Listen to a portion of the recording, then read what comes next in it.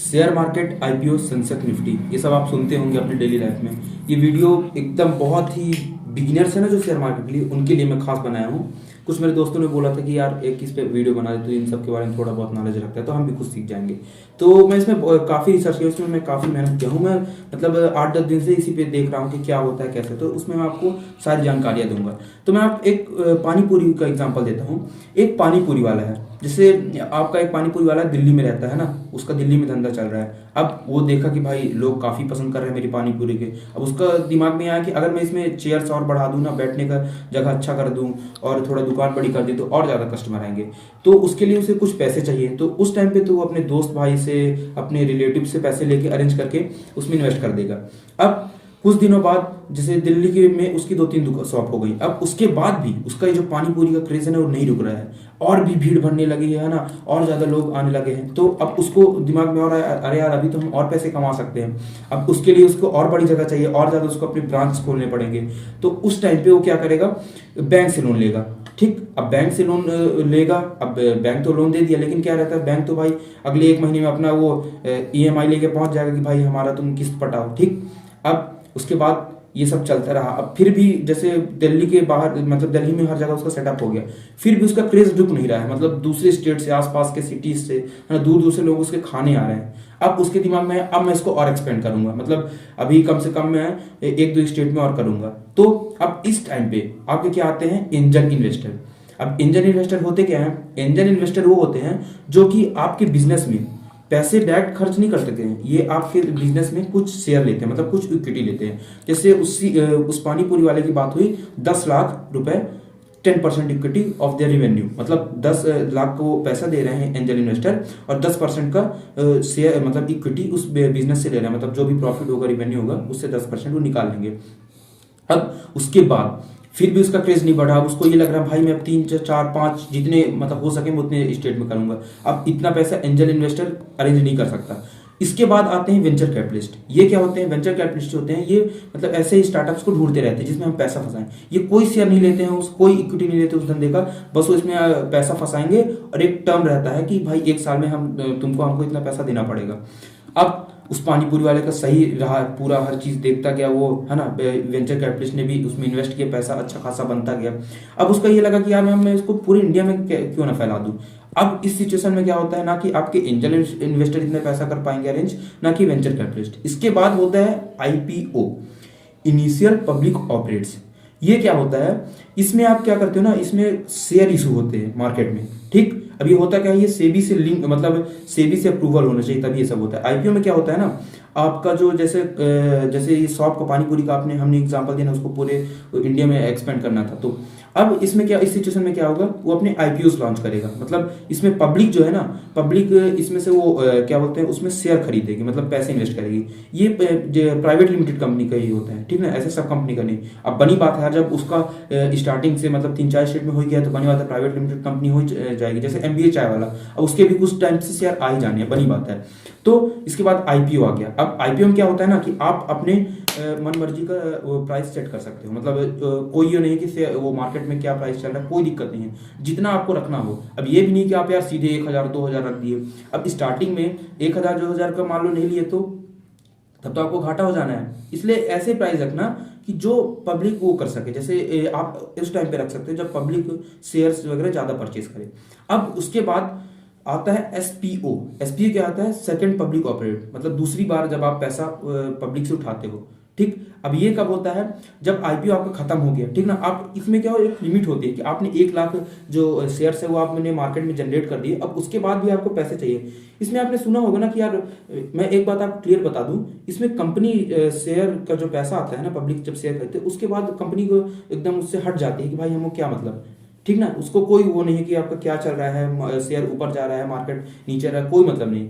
हाँ, लेकिन आप ये बोलोगे मेरे को कि यार हमने टीवी में देखा था, ये फोन्स में देखा है कि जब शेयर किसी चीज का ऊपर नीचे होता है तो कंपनी के जो मालिक होते हैं ना, हेड होते हैं, वो परेशान हो जाते हैं कि शेयर अप डाउन हो रहा है। तो मैं आपको बता दूं, ये कंपनी क्यों परेशान होते हैं, डायरेक्टली नहीं इनडायरेक्टली परेशान होते हैं। कैसे, ये बैंक से जो लोन लेते हैं ना, बैंक से जैसे जब लोन लिए ना, तो बैंक से लोन इसी पे बेस पे लेते हैं कि हम आपको शेयर देंगे अपने कंपनी के इतने, अब आप हमको पैसे दो उसके बदले। अब अगर उसके शेयर प्राइस डाउन होंगे तो बैंक इनका गला पकड़ेगी, कंपनी के मालिकों का, कि कंपनी का गला पकड़ेगी कि अब हमको आप और शेयर दो।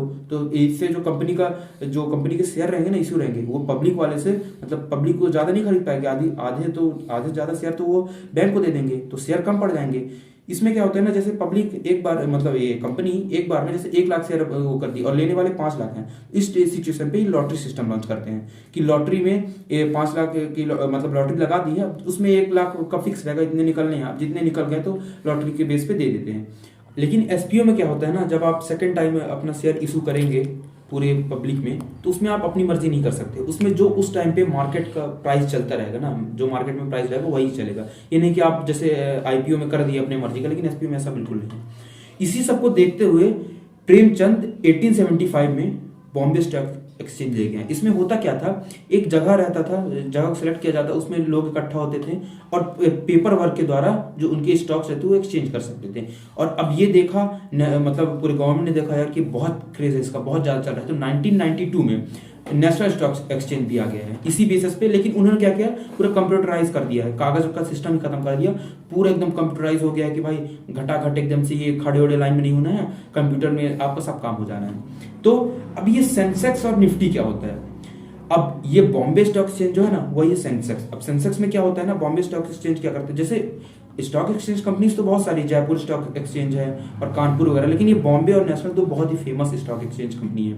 तो बॉम्बे स्टॉक एक्सचेंज को सेंसेक्स कहते हैं। सेंसेक्स में क्या होता है, ये पूरे इंडिया में 30 बिग कंपनीज को सेलेक्ट करती हैं और उसी को हम सेंसेक्स कहते हैं। और नेशनल स्टॉक एक्सचेंज में क्या होता है, नेशनल स्टॉक एक्सचेंज को निफ्टी कहते हैं, जिसमें ये 50 बिग कंपनीज को पूरी इंडिया की सिलेक्ट करती हैं और इसी को सेंसेक्स निफ्टी कहा जाता है। अब ये बड़ी कंपनियां होती कैसे, इसको हम फाइंड आउट कैसे करते हैं, तो number of share into price of share, इन दोनों को आप मल्टीप्लाई करेंगे, उसके बाद जो आएगा वही होता है, उसी के बेसिस पे आप कंपेयर कर सकते हैं हर कंपनी का। उसके बाद आप पता कर लेंगे कि भाई इसका ज्यादा आ रहा है अमाउंट, हाँ तो मतलब ये बड़ी कंपनी है।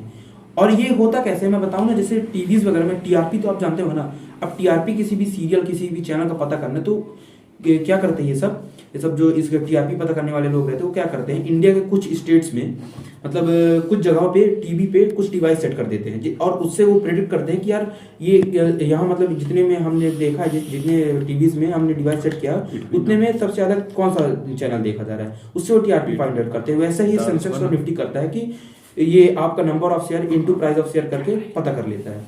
ठीक, अब ये दाम ऊपर नीचे क्यों होता है, इसमें 3 टाइप के इन्वेस्टर होते हैं। पहले होते हैं रिटेल इन्वेस्टर, दूसरे होते हैं इंस्टीट्यूशनल इन्वेस्टर और तीसरे होते हैं ये एडवाइजर एजेंसीज। तो रिटेल इन्वेस्टर क्या होते हैं ना, हम जैसे लोग, आप जैसे लोग जो कि माहौल देखते हैं, मार्केट का माहौल देखेंगे, उस हिसाब से हम अपने शेयर परचेस कर लेंगे। अब इंस्टीट्यूशनल इन्वेस्टर क्या होते हैं, ये बल्क में शेयर खरीदते हैं तो प्रेडिक्ट करके निकालते हैं। लेकिन जो एडवाइजिंग रेटिंग एजेंसी होती है ये क्या करती है ना, हर चीज पता करने के बाद ही आप शेयर परचेस करती है, ऐसे ही नहीं लेती हम जैसे माहौल में देख लिए और जो इंस्टीट्यूशनल हो गए वो तो भाई उसमें ले लिए, बल्क में ले लिए, लेकिन ये हर चीज पता करने के बाद, प्रेडिक्ट करने के बाद ही अपने जो है ना शेयर परचेस करती है।